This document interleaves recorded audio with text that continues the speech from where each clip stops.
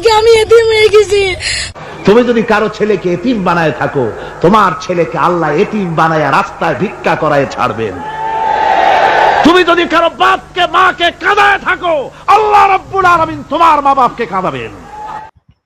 দুঃখের বিষয় হলো সত্য যে আল্লামা সাঈদী রাহিমাহুল্লাহর সেই কথাটা এখন সত্য হয়ে গেল 20 বছর পরে। যে আনারের কথা বলা হচ্ছে, তার গোশতকে এরকম ভাবে বিভিন্ন পশুতে এরকম ভাগ বাটোয়ারা করে খেয়েছে এবং বিভিন্ন জায়গা পচে গেছে, যা আজ পর্যন্ত তার খোঁজ হয় নাই।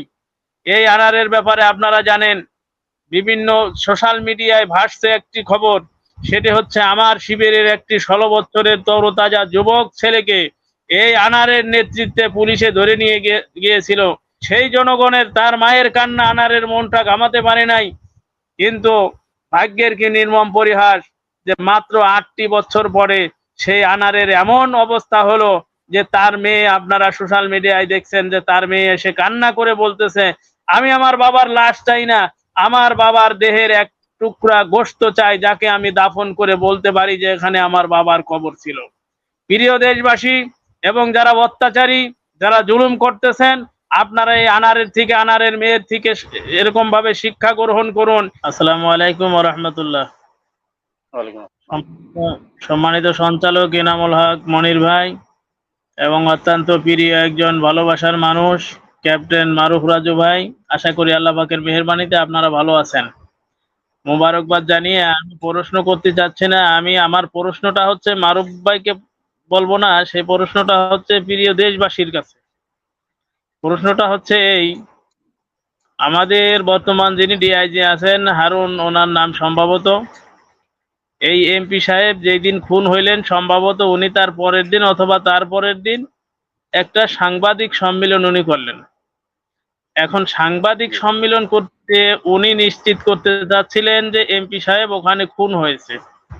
আমার প্রশ্নটা দেশবাসীর কাছে এইটা, যে উনি কি করে নিশ্চিত হইলেন যে ওইটাই সেই আনারের লাশ, অথবা সরি আনার সেখানে খুন হয়েছে, উনি কিভাবে নিশ্চিত হলেন? উনি তো সে আনারের কোনো ডেড বডি ওখানে পান নাই।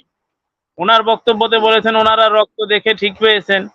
আমার প্রশ্নটা আবার মারুফ রাজু ভাইও বলবেন যে ফরেনসিক রিপোর্টটা দিতে কতদিন লাগে অথবা কত সময় লাগে? উনি কি সেই রিপোর্টটা করে তারপরে সাংবাদিক সম্মেলন করলেন, নাকি রিপোর্টের আগেই করলেন? রিপোর্টের আগে যদি উনি সাংবাদিক সম্মেলন করে থাকেন, উনি কি করে বুঝতে পারলেন যে এইটাই আনারকে এখানে খুন করা হয়েছে? এর মানে কি এই নয় যে এই নাটকের নায়ক হচ্ছেন ওনারা নিজেই? তা না হলে খুন হলো হচ্ছে ভারতে, উনি এখানে বসেই বলে দিচ্ছেন যে আনার ওখানে খুন হয়েছে, তার গোশত এরকম ভাবে বাগবাটোয়ারা হয়ে গেছে কুরবানির গোশতের মতো। তা এখন উনি বাংলাদেশে বসে এটা কিভাবে নিশ্চিত করতে পারলেন যে সেটাই আনারের রক্ত ছিল? বাট উনি কি সেইটা বাংলাদেশে এনে কোনো প্রকারের তদন্ত করে দেখেছেন? দেখেন নাই। এখন আমাদের কাছে মনে হচ্ছে ক্যাপ্টেন মারুফ রাজু ভাই যেটা বলেছেন, পুরো বিষয়টা সম্ভবত হয়তো বা গোলাটে হতে পারে, কারণ এখন দেশের বিভিন্ন জায়গায় নির্বাচন হচ্ছে, আর নির্বাচনগুলি ওনারা নিজেরাই করে বেড়াচ্ছেন। যেই নির্বাচনে কেউ অংশগ্রহণ করেনি, জনগণ এই নির্বাচনের উপরে আঙ্গুল তুলবে, বাট নির্বাচন নিয়ে সমালোচনা করবে এই সমালোচনাকে বন্ধ করার জন্য, এবং নির্বাচনের দিকে যেন জনগণের ম্যান্ডেট না থাকে, এই চিন্তা ভাবনা করে আমার মনে হচ্ছে সম্ভবত ওনারা এই ধরনের একটা নাটক সাজিয়েছেন, যেই নাটকটা নিয়ে জনগণ কিছুদিন কথা বলতে পারে, জনগণ এরকম ভাবে ওইদিকে জনগণ ঝুঁকে থাকে, আর এই ফাঁকে ওনারা ওনাদের নির্বাচন করে ওনাদের অবৈধ যে নির্বাচন কমিশন আছেন তিনি রিপোর্ট করতে পারেন যে মাশাআল্লাহ খুব সুন্দর নির্বাচন হয়েছে, কোথাও কেউ আঙ্গুল তুলে বলতে পারবে না যে এইখানে অনিয়ম হয়েছে। আমার মনে হচ্ছে যে এই নাটকটা সাজানো হয়েছে ওনাদের এই বদনামগুলিকে ঢাকার কারণে। আর একটি মেসেজ আমি প্রিয় দেশবাসীকে দিতে চাচ্ছি, সেটা হিন্দু হোক মুসলমান হোক, আমার প্রিয় আল্লামা সাঈদী রাহিমাহুল্লাহ উনি আজ থেকে 20 বছর আগে একটা বক্তব্য দিয়েছিলেন।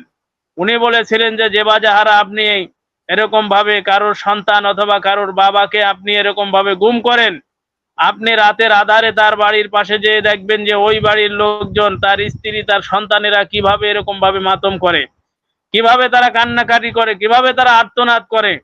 আপনি নিশ্চিত থাকুন, আপনি একজনের ছেলেকে যদি গুম করে থাকেন, আপনি যদি কারো বাবাকে যদি গুম করে থাকেন, আপনার গুম অনিবার্য হতে পারে এই দুনিয়ায়।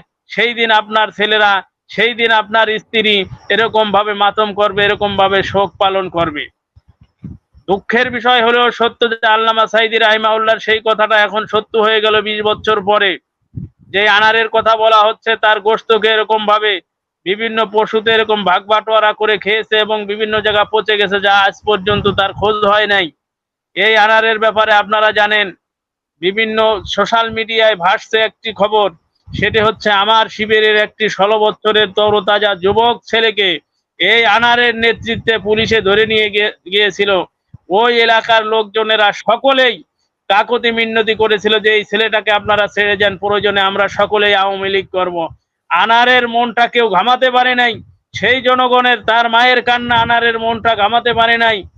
কিন্তু ভাগ্যের কি নির্মম পরিহাস যে মাত্র 8টি বছর পরে সেই আনারের এমন অবস্থা হলো যে তার মেয়ে, আপনারা সোশ্যাল মিডিয়ায় দেখছেন যে তার মেয়ে এসে কান্না করে বলতেছে, আমি আমার বাবার লাশ চাই না, আমার বাবার দেহের এক টুকরা গোশত চাই, যাকে আমি দাফন করে বলতে পারি যে এখানে আমার বাবার কবর ছিল।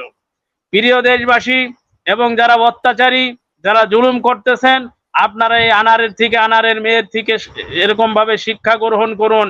আপনারা এই দেশে যা করতেছেন, দেশের জনগণের সাথে যা করতেছেন, ইলিয়াস হুসাইনের সাথে যা করেছেন, আমান আল আজমির সাথে যা করেছেন, আপনারাও নিশ্চিত থাকেন একদিন আপনাদের অবস্থায় আনারের মতো হতে আর বেশি সময় নেই।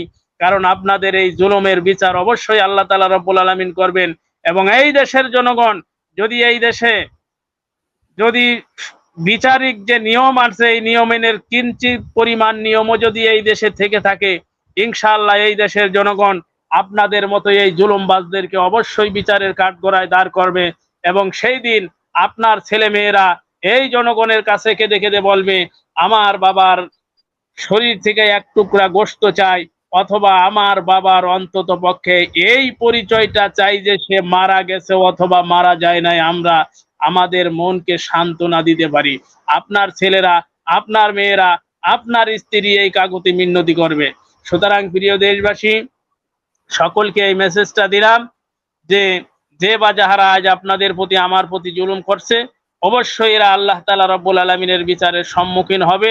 প্রিয় মারুফ রাজু ভাই, আপনাকে কোনো প্রশ্ন আমি করলাম না, আপনাদের মাধ্যমে শুধু দেশবাসীকে এই মেসেজটা দেওয়ার জন্যই আমি আজ এখানে অ্যাটেন্ড করেছি। ধন্যবাদ সকলকে। ক্যাপ্টেন মারুফ রাজু ভাইকে আবারও স্যালুট জানাচ্ছি।